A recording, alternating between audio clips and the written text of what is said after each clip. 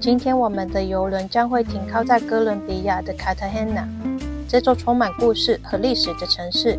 跟着我一起走访被列入世界文化遗产的老城区，然后就回到港口附近的小型动物园，与可爱的动物来个近距离的接触。完成一天自由行的岸上观光后，就回到邮轮上，跟着我吃喝玩乐。这又是一集非常 chill 的邮轮 vlog。你好，我是 Alison， 我在这里分享我的旅游经验，尤其是邮轮的实战经验。欢迎订阅我的频道。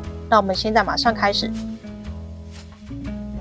我们到了哥伦比亚，今天本来是7点就可以下船，但是迟到了，大概7点25分才给我们下船，然后1点半就要全部登船，所以时间很短。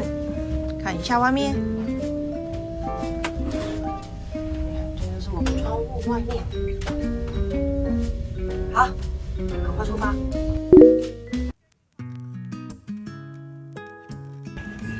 他说下来之后呢，会有车可以免费送你到那个 shopping area， 但是我们没有看到，可能全部都已经出发了，所以现在我们就沿路自己走去那个 shopping area， 然后那边就可以找到他们所说的 taxi 去老城区。在这里你会看到很多可爱的动物，但千万不要被他们诱惑了，赶快先去外面玩。从这个商店进去，这是必经之路。这里的指示牌都写得很清楚，跟着走就好了。这里味道很重，都是动物的味道。好，出来之后你就看到很多人在招揽生意，然后有缆车。我们决定自己搭计程车去老城区，你等会就知道为什么了。而我们在等车的时候，刚好遇到一对中国夫妻，于是我们就决定一起并车出发。这样一来，一台计程车总共是20美金，4个人平均下来，一个人只要5块美金，超划算的。到了老城区之后，我们约好了各自自由活动，没有约着要一起回来港口，这样既省钱又灵活。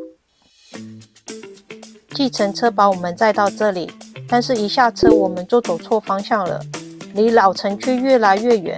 走了15分钟之后，好不容易找到一个会说英文的本地人，才把我们指引到正确的路上。后来发现，一下了计程车之后，过了对面的马路，走没多久就是老城区了。看到那个教堂了吗？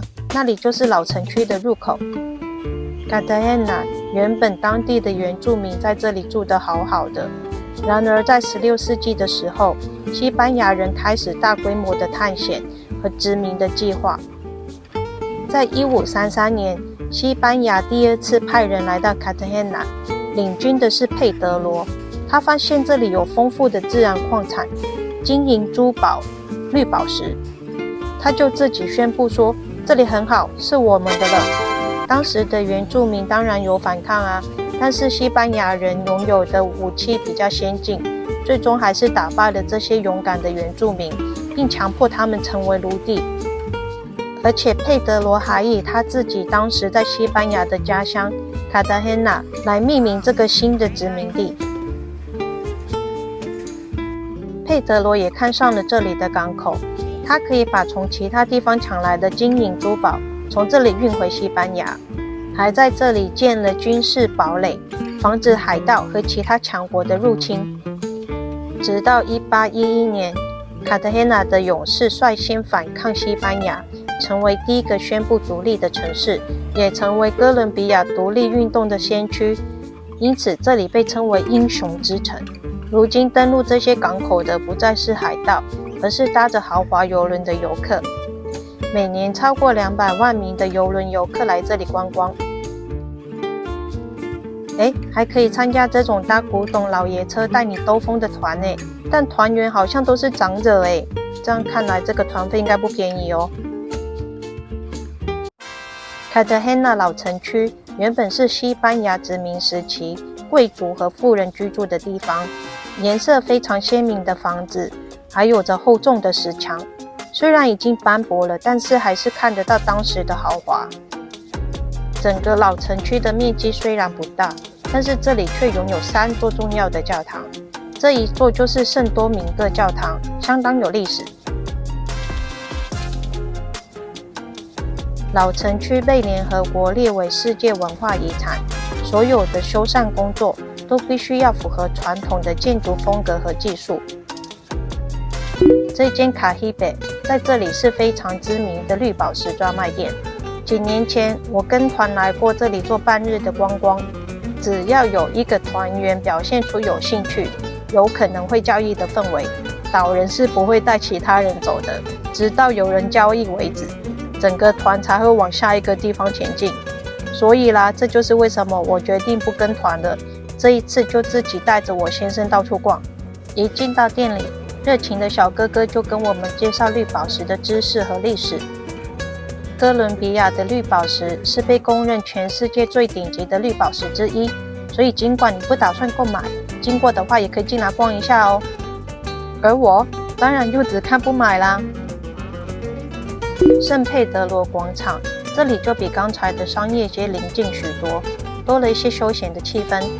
广场的核心就是这一座为了纪念为奴隶争取权利的圣人佩德罗克拉维尔所建的教堂。绿宝石太贵了，我没有买，但是我跟认真工作的小哥哥买了一顶帽子。我觉得老城区很适合自己来探索，可以不用跟团。回程的时候，我们决定走回刚刚下车的地方，叫车回港口。这些穿红背心的工作人员直接跟我们搭讪，他们会帮我们叫一台计程车回港口，只要美金15块，而且费用是交给他们，不是司机。We're not gonna have to pay him too. Yeah. 再三确认没问题，也跟司机打了一声招呼，我们才比较放心。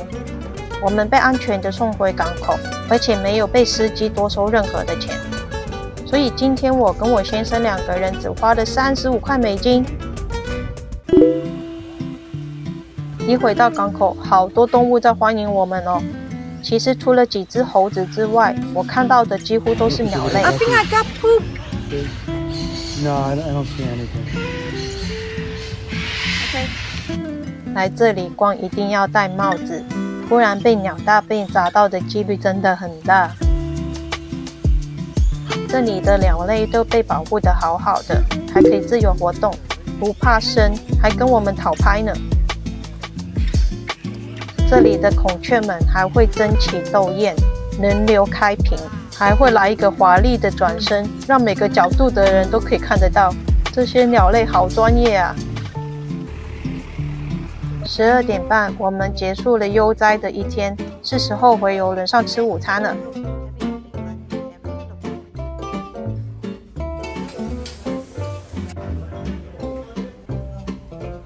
从房间的窗户，我们看到好多人在排队，正要回来邮轮。早上的时候，邮轮总监还提醒大家，因为隔天预约了时间要过巴拿马运河，所以一定要准时回来，邮轮绝对不等人，时间到了就会走。傍晚的时候还办了个讲座，跟大家讲解隔天我们要渡过运河的行程，这是我们12天航程中最大的亮点。晚餐我们又回到了主餐厅，又是我喜欢的洋葱汤。这是泰式牛肉加上木瓜的调味酱，超好吃的。主菜是 Beef Wellington， 外层是烤的酥脆的酥皮，然后是香气非常浓郁的蘑菇。主角就是3分熟的菲力牛排。而甜点我转移阵地，去自助餐吃现叫现做的可丽饼。接着就去剧院看表演，和美游人的表演都还好没有什么真的让我印象深刻的。就这样完美的度过吃喝玩乐的一天。接下来我还有更多的游轮影片跟大家分享哦，欢迎现在就订阅我的频道，喜欢的话请给我的影片按一个赞，这样可以让更多人看到我的影片哦。那我们下一支影片见，拜。